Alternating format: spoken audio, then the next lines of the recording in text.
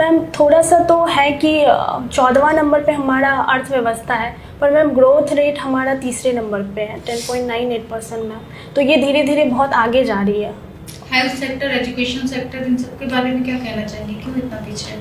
Ma'am health sector थोड़ा है पीछे मैम, लेकिन एजुकेशन सेक्टर में अभी कुछ दिनों में देखा गया कि बहुत ग्रोथ हुआ है यहाँ पे। अभी भी बहुत, इस समय भी बहुत ग्रोथ बढ़ रहा है 75%।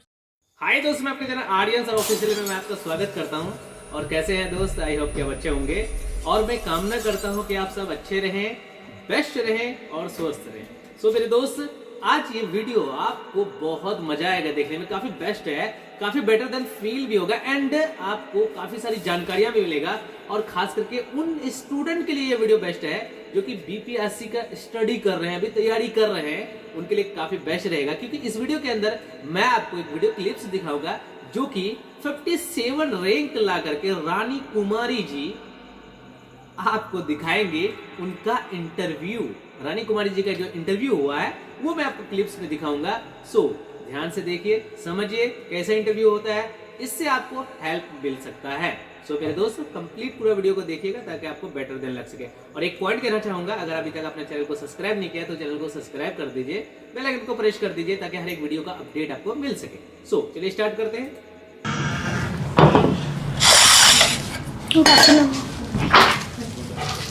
Thank you sir.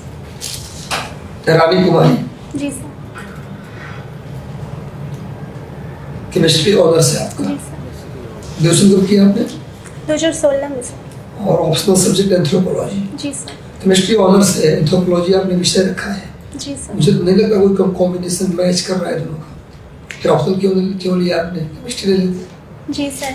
सर 2016 में मैंने केमिस्ट्री से किया था, तो उसके बाद उसको कंटिन्यू करना थोड़ा सा मुझे मुश्किल लगा। और जब मैंने एंथ्रोपोलॉजी पढ़ा कुछ टेक्स्ट बुक से, तो मुझे आसान लगा थोड़ा उसके बनिस्बत। सर मैं इसके साथ न्याय कर पाई और मुझे इंटरेस्टिंग भी लगा। केमिस्ट्री आपने पढ़ा है अच्छे से? जी सर। टीयर गैस, आंसू गैस किसको बोलते हैं? जी सर।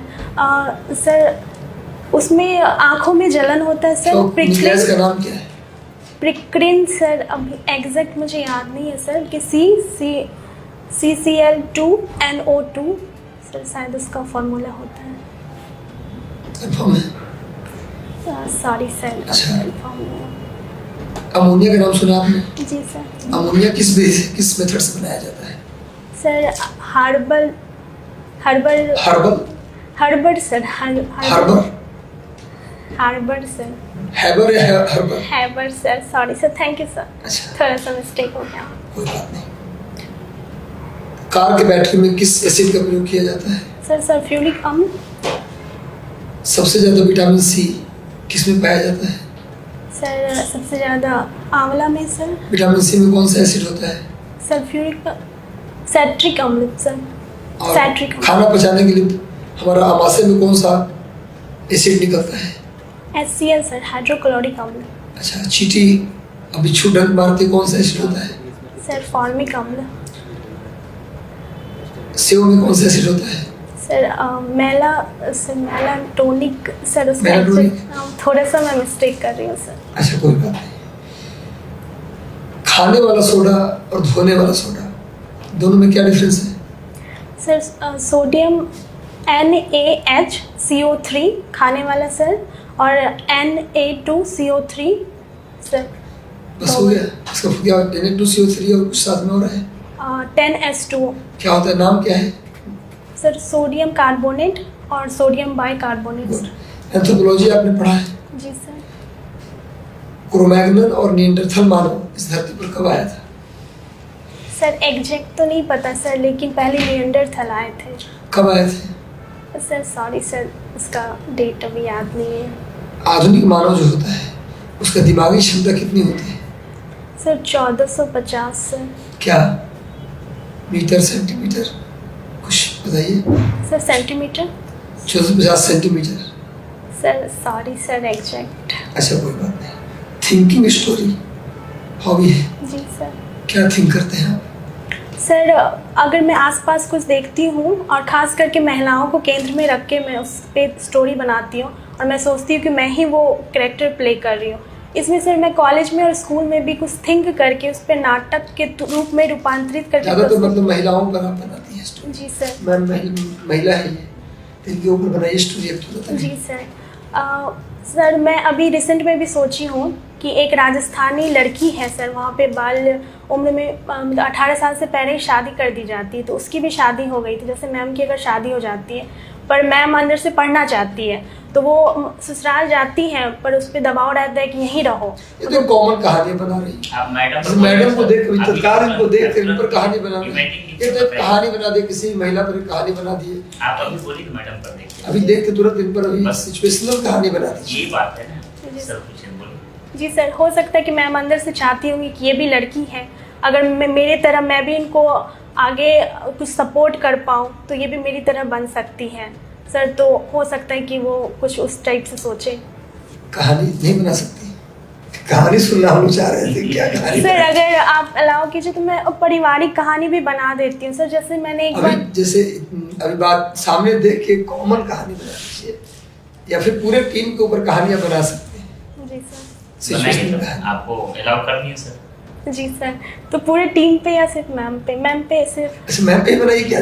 वही तो मैंने कहा कि बनाइए कहानी, छोटी सी कहानी, 5 लाइन की कहानी मुझे बता दीजिए। जी सर। सर मेरा सिचुएशन बेस्ड ये होता है कि अभी के वर्तमान परिप्रेक्ष्य में, जैसे अगर मैम अगर शादीशुदा होती, उनको प्रेशर रहता सर कि काम भी देखना है और घर भी देखना है, तो आके हो सकता था कि वहाँ पे जाके उनको और ज़्यादा मोटिवेट भी करे कोई, लेकिन नहीं भी मोटिवेट करे। तो इस टाइप से मैं सोच पाती हूँ सर। आपका नाम रानी कुमारी? जी मैम। रानी रामपाल जी के बारे में जानते हैं मैम? जी मैम। मैम क्रिकेटर थी वो।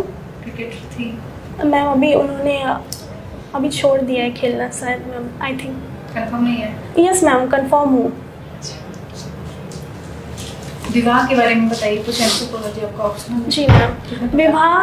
विवाह मैम 2 लोगों का मिलन होता है जिसमें कि उनसे उत्पन्न संतान को पारिवारिक या सामाजिक मान्यता प्रदान की जाती है। कितने प्रकार के होते हैं? विवाह बहुपति विवाह, बहुपत्नी विवाह, एकल विवाह, उसके बाद मैम बहुपति में भी मतलब अनेक सारी पत्नियां भी हो सकती है और अनेक सारी पति भी हो सकते हैं सारे, और पुनर्विवाह मैम। मैम ऐसे तो मामा भांजी विवाह भी होता है, और एक ऐसी जनजाति है जिसमें कि सौतेली माँ के साथ भी शादी होती है, लेकिन वो शारीरिक संबंध के लिए नहीं, बस आर्थिक संबंध के लिए। अच्छा, बिहार गवर्नमेंट 35% रिजर्वेशन देती है जॉब्स में, 50% पुलिस में एंड पॉलिटिक्स में, पंचायतों में भी 50% रिजर्वेशन दिया है। तो क्या लगता है आपको कितना सही है ये? क्या इसका रिजल्ट आ रहा है बाहर निकल के? जी मैम, बिल्कुल सही है ये। अगर ये नहीं होता तो ये एक उत्प्रेरक का काम करता है मैम, कि लड़कियां तो बाहर निकल सकती थी लेकिन उन पे बहुत सारा बर्डन था, लेकिन अभी घर वाले को ये लगता है अगर सरकार इतना करे तो हम भी थोड़ा सा हेल्प करें। सर मैं ही जैसे हूँ, अगर मैं वहाँ से निकली हूँ तो थोड़ा बहुत कहीं ना कहीं मेरे गार्जियन के भी दिमाग में है कि ये उसका लाभ आगे लेगी, तो ये एक उत्प्रेरक का काम कर रहा है मैम।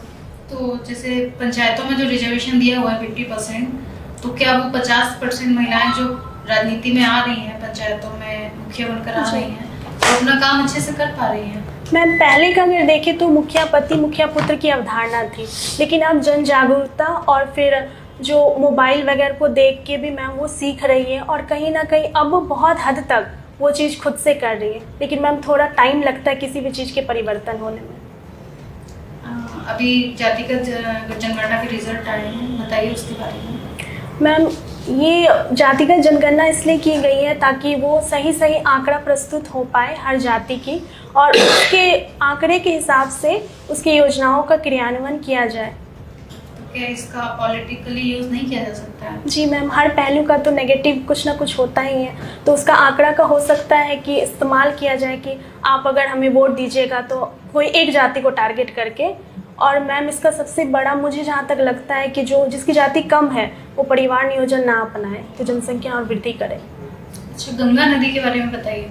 जी, बिहार में गंगा नदी बक्सर से अंदर आती है मैम, और फिर कटिहार होके वो कुर्सेला में मैम, कटिहार होके वो निकल जाती है मनिहारी से होते हैं। इसका इम्पोर्टेंस है बिहार के लिए? जी मैम, एक तो मैम जो गंगा के किनारे वाली ज़मीन है वो वर्ल्ड वाइज देखें तो सबसे ज़्यादा उपजाऊ है।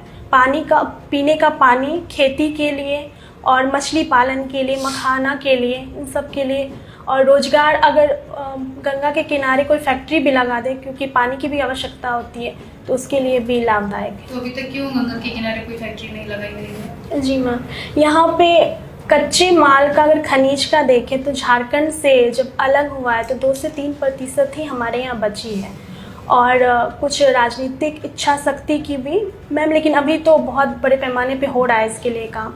और यहाँ के युवा अधिकतर नौकरी की तलाश में रहते हैं, चाहे तो यहाँ सरकारी नौकरी या बाहर प्रवसन कर जाते हैं। इस वजह से मैम मुझे लगता है, और थोड़ा इंफ्रास्ट्रक्चर कमी है जो कि धीरे धीरे काम हो रहे हैं। जैसे यूपी या उत्तराखंड की बात करें, वहाँ भी गंगा रिवर है, तो वहाँ गंगा के किनारे बहुत से रिलीजियस सिटी का डेवलपमेंट, जैसे बनारस हो गया, काशी, प्रयागराज हो गया संगम का, या हरिद्वार हो गया। तो बिहार में क्यों गंगा नदी के किनारे किसी भी धार्मिक नगर का विकास नहीं हो पाया? मैम, अब तो देख रहे हैं कि पटना को ही बहुत आगे बढ़ाया जा रहा है, तो धीरे धीरे ये चीज़ आगे, और मुंगेर में भी अब बात चल रही है इस पर, हाजीपुर में भी। तो मैम मुझे लगता है कि आगे धीरे धीरे काम होगी इस पर। अभी तक नहीं हुआ, मैं वो पूछ रही हूँ, जैसे अदर स्टेट्स में है। जी मैम, गंगा का काफ़ी धार्मिक महत्व है। जी मैम। बिहार में क्यों नहीं है? मैम, हो सकता है कि यहाँ पे अभी उतने सही से नहीं हो पा रहा है, और थोड़ा सा हो सकता है धार्मिक इशू को लेके, लेकिन मुझे लगता है कि करना चाहिए मुझे। बिहार का हिस्टोरिकल इम्पोर्टेंस बताइए, पर्सपेक्टिव ऑफ इंडिया। जी मैम, बिहार अगर देखें तो जनपद, महाजनपद काल में सबसे स्ट्रॉन्ग जो था वो मगध था, यहीं से।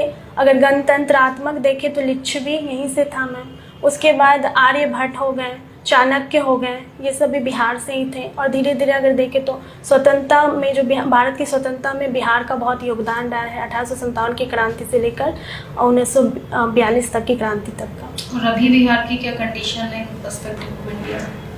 मैम, थोड़ा सा तो है कि 14वां नंबर पे हमारा अर्थव्यवस्था है, पर मैम ग्रोथ रेट हमारा 3रे नंबर पे है, 10.98% मैम। तो ये धीरे धीरे बहुत आगे जा रही है।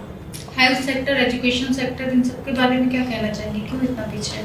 मैम, हेल्थ सेक्टर थोड़ा है पीछे मैम, लेकिन एजुकेशन सेक्टर में अभी कुछ दिनों में देखा गया कि बहुत ग्रोथ हुआ है यहाँ पे। अभी भी बहुत, इस समय भी बहुत ग्रोथ बढ़ रहा है। 75% बच्चों के लिए अनिवार्य कर दिया गया है, और कुछ तो ऐसा देखने को मिल रहा है कि मतलब क्लास भर भर के बच्चे पढ़ने आ रहे हैं। तो अभी मुझे लग रहा है एजुकेशन सही चल रहा है, पर मैम थोड़ा हेल्थ सेक्टर में काम करने की और आवश्यकता है। आपका एंथ्रोपोलॉजी है? जी सर। संयुक्त परिवार किसको कहते हैं? सर, संयुक्त परिवार जिसमें माता पिता, अविवाहित बच्चे और कभी कभी विवाहित बच्चे भी एक ही छत के नीचे रहते हैं, एक ही किचन में खाना बनता है, एक ही भगवान की पूजा करते हैं सर। और अगर संपत्ति भी मतलब एक जो उसमें मुखिया रहते हैं उसके अंदर रहता है सर। अच्छा, और एकल परिवार? एकल परिवार में माता पिता और अविवाहित बच्चे ही होते हैं सर। तो आज कौन सा, मतलब किसका ज़्यादा, मतलब संयुक्त के एकल परिवार किसका? सर, अभी के परिप्रेक्ष्य में देखें तो एकल परिवार अधिक हो गया है। लेकिन ऐसा क्यों? सर, औद्योगिकरण, शिक्षा, कहीं और रोजगार पा ले रहे हैं, और सर भावनात्मक कमी हो गई है पुत्र पिता और पुत्र वधू सास के बीच में। उसके बाद लड़कियां भी पढ़ लिख गई तो उन्हें लगता है कि वो ज़्यादा मतलब महत्वाकांक्षी हो गई हैं। ये सब कारण हो सकता है सर। अच्छा, पोटलास के बारे में जानते हैं? जी सर। क्या है पोटलास? सर, पोटलास में सर ये मलेशियाई जगह का वहाँ सर था, तो सर एग्जैक्ट तो नहीं बता पाऊंगी, मैं कोशिश करूंगी सर। तो वो नाव के द्वारा दो कोई चीज़ होता था सर, गले में पहनने वाला। जनरल बहुत बोलिए ना, पोटलास का अर्थ क्या होता है? सर, सद्भावना बढ़ाना रहता था वहाँ पे, एक दूसरे जगह का वहाँ समुद्री तरीके से व्यापार करना होता था सर। अच्छा, युवागिरी के बारे में कुछ बताइए। जी सर, युवागिरी जो जनजातीय संस्कृति की प्रमुख चीज़ है, उसमें शादी के पूर्व जो बच्चे होते हैं, थोड़े मतलब किशोरावस्था कह सकते हैं सर, वो लोग साथ में रहते हैं और कई आर्थिक व्यवस्था, शिक्षा, ये सब ग्रहण करते हैं। साथ में शारीरिक संबंध बनाने की भी वहाँ स्वीकृति होती है सर। अच्छा, बिहार में 4 जनजाति का नाम बताइए और क्षेत्र बताइए उसका। जी सर, संथाल सर, कटिहार, पूर्णिया, उसके बाद उरांव भी सर उस भागलपुर, और मुंडा भी सर वहीं पे हैं, और थारू सर पश्चिम चंपारण, बिरहौर हो गया सर, ये भी नीचे का ही इलाका हो जाता है सर, खैरवाड़ हो गया सर। ठीक है। और कटिहार डिस्ट्रिक्ट के बारे में हिस्टोरिकल क्या उसका इम्पोर्टेंस है? जी सर, कटिहार का मनिहारी जो है वो कृष्ण भगवान वहाँ पे रुके थे सर। तो एक अगर वो धार्मिक चीज़ से देखें तो वो हो जाता है। अगर स्वतंत्रता के पर्सपेक्टिव से देखें तो कुमार ध्रुव थे, उन्होंने भी पुलिस थाना में झंडा फहराने की कोशिश की थी भारत छोड़ो आंदोलन के दौरान, तो उनको गोली मार दी गई थी सर। और उसके बाद सर जब तेग बहादुर जो गुरु थे वो लौट रहे थे तो वो भी असम से पटना आने के दौरान कटिहार में रुके थे सर। अच्छा, स्पोर्ट्स देखते हैं सर? थोड़ा बहुत। कौन सा खेल देखते हैं सर? उतना इंटरेस्ट नहीं है मुझे। आज का पेपर पढ़े हैं? जी सर। भारत जो हॉकी में जीता है किस देश को हरा के जीता है गोल्ड? सर ये तो नहीं, लेकिन गोल्ड पता था सर। अच्छा, गोल्ड पता। जी सर। चलिए ठीक है, थैंक यू सर। तो मेरे दोस्त आई थिंक काफ़ी बेस्ट रहा इनका इंटरव्यू, देखने में भी बहुत कुछ समझ में भी आया। और इन्होंने जो भी सर लोगों ने जो क्वेश्चंस किया इनको, तो उन क्वेश्चन की जो ये इन्होंने आंसर की है वो भी काफ़ी बेस्ट लगा। और आई थिंक काफ़ी चीज़ें हमें समझ में भी आया, बहुत सारी चीज़ जो हम नहीं जानते हैं वो चीज़ भी हमें यहाँ सीखने को मिल गया। देन ये होता है ना कि हमें अगर इंटरव्यूज़ वीडियोस मिलता है तो हम इससे थोड़ा सा हमारे अंदर एक कॉन्फिडेंस लेवल बढ़ता है कि किस तरीके का इंटरव्यू लिया जाता है, किस तरीके से जो क्वेश्चंस आते हैं हमारे सामने, किस तरीके से हमारे को क्वेश्चन करे जाते हैं। क्योंकि बहुत सारे लोग सबसे ज़्यादा प्रॉब्लम यहाँ फंस जाते हैं और उनको सबसे बड़ा डर होता है कि इंटरव्यू पता नहीं कैसा होगा, क्या होगा, ऐसे ऐसे सवाल उसके माइंड में बहुत ज़्यादा आता है। सो मेरे दोस्त आई थिंक कि आपको वीडियो अच्छा लगा होगा, समझ में भी आया होगा। देन एक बात कहना चाहूँगा, अगर अभी तक आपने चैनल को सब्सक्राइब नहीं किया तो चैनल को सब्सक्राइब कर दें, बेल आइकन को प्रेस कर दें, वीडियो को लाइक कर दें और शेयर कर दें। तो हम लोग मिलते हैं नेक्स्ट वीडियो में। Thank you.